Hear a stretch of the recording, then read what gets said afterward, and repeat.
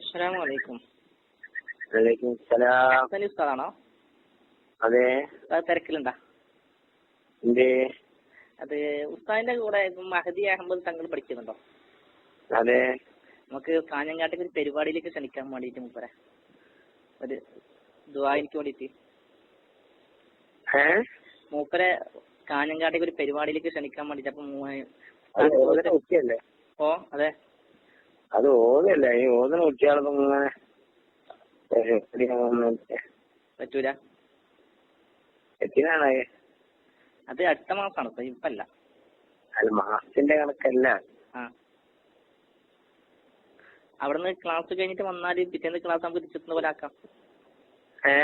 അവിടുന്ന് ക്ലാസ് എല്ലാം കഴിഞ്ഞിട്ട് വന്നാല് പിറ്റേന്ന് രാവിലെ അങ്ങോട്ട് തിരിച്ചെത്തുന്ന പോലെ ഞങ്ങൾ പറഞ്ഞേക്കും ചെയ്യുന്നു.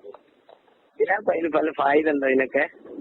അങ്ങനല്ല, നമുക്ക് തങ്ങളെ കിട്ടാൻ വേണ്ടി നമ്മൾ മുമ്പൊക്കെ പഠിച്ചതാ. അല്ല, അന്ന് തങ്ങളൊന്ന് ദ്വായന് കിട്ടുമോ നോക്കാൻ വേണ്ടി, വേറെ ഒന്നുമല്ല സാർ. എന്താ സൗകര്യം പോലെ. അപ്പൊ ഞാൻ പിന്നെ അവർക്ക് വിളിച്ച് സംസാരിച്ചോളാം.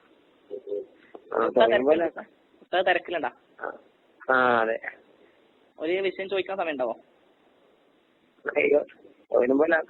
അല്ല, ഉസ്താനോട് വിഷയം ചോദിക്കാൻ സമയം തിരക്കിലുണ്ടാ? വേഗം പറയുന്ന, ഞാനൊരു പണിയില്ല. ഉസ്താദ്, റസൂലുള്ളാഹിക്ക് ചില സമയത്തൊക്കെ നീരുണ്ടാവും എന്നൊക്കെ പറയുന്ന ഒരു വാദം കേൾക്കുന്നുണ്ട് ഉസ്താദ്. അത് നമ്മൾ ശരിയല്ലാന്ന് പറയുന്നത്.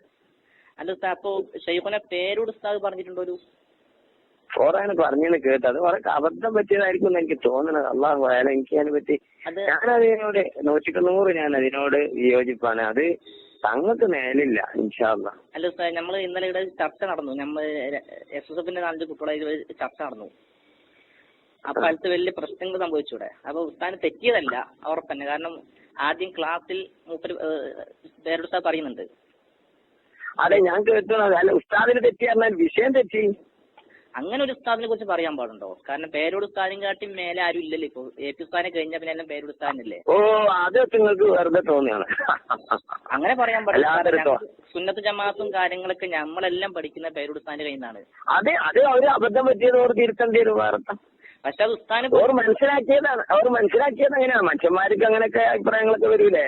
അങ്ങനെ ഓർ മനസ്സിലാക്കിയിട്ടുണ്ടാവും. ഓറൊക്കെ നമ്മൾ കുറ്റം പറയുന്നു വേണ്ടല്ലോ. ഓറാ മനസ്സിലാക്കിയതിൽ അബദ്ധം എന്തെല്ലാം അങ്ങനെ ഉണ്ട്. എന്തെല്ലാം വിഷയങ്ങളിൽ അഫ്കാറുകളിൽ കിട്ടുമ്പോളിൽ നോക്കിയിട്ട് അങ്ങ് അബദ്ധങ്ങൾ കുടുങ്ങി എത്ര ഉണ്ട്. പക്ഷെ അതിലൊന്നിപ്പോ ഓറെ കുറ്റം പറഞ്ഞ യാതൊരു ആവശ്യമില്ല. ഓറും 99.4% ഓറ് പറഞ്ഞതൊക്കെ സ്വഭാവമാണ്. 1% എന്തെങ്ങനെ പറ്റുന്നതിന്? പക്ഷെ അത് ഉസ്താദിനെ പോലത്തെ ആളിങ്ങനെ പറയാൻ പാടില്ല. നിങ്ങളൊന്നും ഇങ്ങനെ പറയാൻ പാടില്ല ഉസ്താദ്. കാരണം നമ്മൾ വല്ലാതെ സ്നേഹിക്കുന്ന ഒരാളാണ് പേരോട് ഉസ്താദ്. അപ്പൊ പേരോട് നമ്മളതല്ല, ഞാനത് അബദ്ധാണെന്നാണ് മനസ്സിലാക്കുന്നത്. നിങ്ങൾ അബദ്ധം പറ്റി പറയാൻ പാടില്ല ഉസ്താദ്, മോശമാണ്. കാരണം തിരുത്തി കൊടുക്കാന്നല്ലാണ്ട് അബദ്ധം പറ്റി നിങ്ങൾ പറയാൻ പാടില്ല ഒരിക്കലും.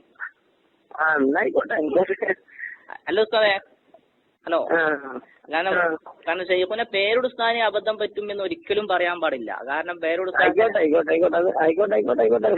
ഞാൻ പറയുന്നത് ഓരോ ഫിക്കറിൽ അതിൽ അബദ്ധം കുടുങ്ങിക്കണം എനിക്ക് മനസ്സിലാകണമെന്ന് ഞാൻ പറയുന്നത്. അതെങ്ങനെ ഉസ്താദ് അങ്ങനെ പറയില്ല നമ്മൾ നഷ്ടപ്പെട്ടത്? കാരണം ഉസ്താദ് ഒന്നുമില്ലെങ്കിൽ കിതാബ് നോക്കിയിട്ട് പറയുന്ന വിഷയല്ലേ. ഹലോ, അതെ, നിങ്ങളെ അഭിപ്രായങ്ങൾ പറഞ്ഞോളി. അത് ഞാൻ എതിരില്ല. പക്ഷെ അങ്ങനല്ല ഉസ്താദേ. അത് ഉസ്താദിന് ഇന്നലെ ആരോ പറഞ്ഞു കേട്ടു ഉസ്താദ് പേരോട് ഉസ്താദിന് അബദ്ധം പറ്റിയെന്ന് പറയുന്നുണ്ട്. അതുകൊണ്ട് ഞാൻ ചോദിച്ചു മാത്രമാണ് ഉസ്താദ്. അല്ലാതെ ഞാൻ പിന്നെ വിളിക്കും ഉസ്താദ്, തിരക്കിലാണല്ലോ. ഞാൻ ഇതൊക്കെ നോക്കി വിളിക്കോട്ടെ ഉസ്താദ്. അതൊക്കെ എത്ര നോക്കിയാലും മുത്തരവിന്റെ അത്രേ പറയാൻ കഴിയുള്ളൂ.